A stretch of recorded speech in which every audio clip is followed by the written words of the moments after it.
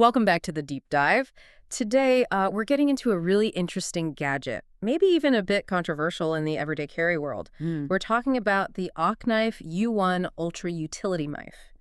And the big question from our sources is, is this $60 knife with a ceramic blade actual space-age tech, or is it just, well, overkill for EDC? Right, a bit much, perhaps. Yeah.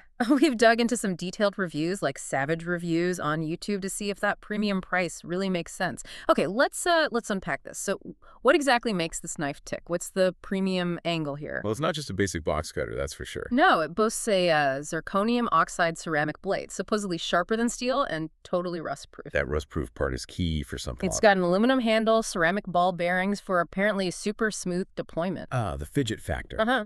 Maybe. And dual opening options, flipper and thumb studs. Plus a button lock. And it's light, just 2.8 ounces. Lighter than your phone, basically. Sounds slick. It does. But Yeah. that price, $60. Yeah. What's the context there? Well, okay, so OKNIFE is part of the ODHT family. And people who follow EDC know ODHT. They're big on premium design materials. Ah, okay. That makes sense. Yeah, so they're aiming this squarely at, enthusiasts who really value that materials engineering, that smooth action, maybe more than just pure basic function. So the question for you listening is, do those fancy bits justify the cost? Exactly. Okay, so that's the promise. But what about performance? When the ceramic meets the cardboard, so to speak, did reviewers find it actually lived up to the hype? Initially, yeah, there was definitely some praise. The gadgeter mentioned excellent grip despite the compact size and impressive attention to detail. And multitool.org even said these ceramic blades outperform Lennox Gold and DeWalt Carbide for edge retention. Which, wow, those are like industry standards for tough blades. That is a strong claim. Users did report they stay sharper longer than steel. So pretty good marks there initially. Yeah, and look, those benefits might justify the price for a specific user. If you're mostly cutting tape, cardboard, maybe packaging, and you're doing it in a, say, clean environment. Right, not out on a construction site. Exactly. Then that long-lasting sharpness and especially the rust immunity, those are real advantages. It performs as advertised in that niche. Clean cuts, lasts a while. Okay, sharp, rust-proof. Sounds great. But there's always a catch, isn't there?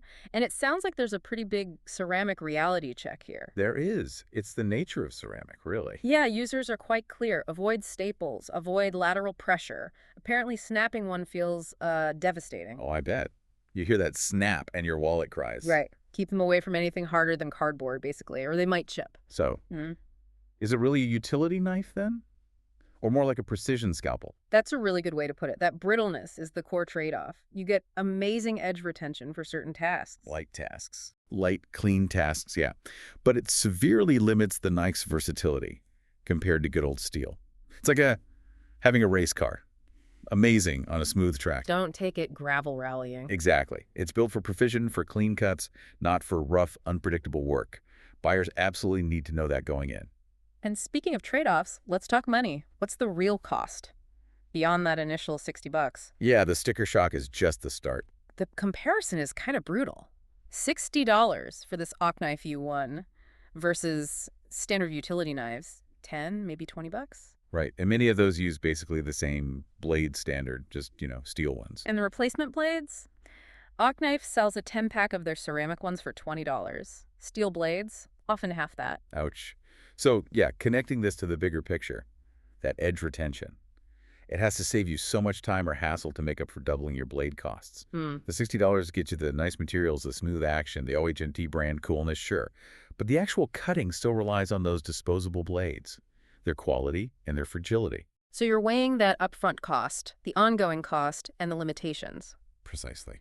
So after all that, who is this knife actually for? What's the final verdict from the sources?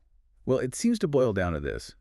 It's a premium utility knife, yes, but specifically for users who really value the materials engineering side of things over just basic cutting function. People who appreciate the ceramic benefits, that smooth deployment. And are okay paying a luxury price for what might be, incremental improvements in their specific use case.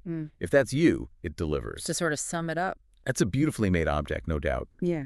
But it's niche. It's for people whose needs align perfectly with its strengths, the materials, the feel, the rust resistance, and who accept the very real limits on durability and what you can actually cut. Makes you define what utility means to you. Right. So we've gone from these intriguing premium features, the impressive sharpness, down to the brittle reality and the cost. Quite the journey for a simple utility knife. It really is. And if we zoom out for a second, this whole deep dive kind of highlights something bigger, doesn't it?